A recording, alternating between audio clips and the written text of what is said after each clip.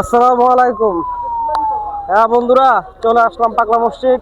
এই যে পাগলা মসজিদের দৃশ্য, না বন্ধু বান্ধব সবাই আসছি।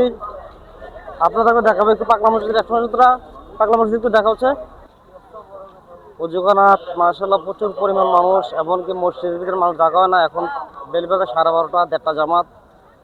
দেখেন মসজিদের বাইরে কত মানুষ মশলা বিছিয়ে রাখছে নামাজ পড়ার জন্য।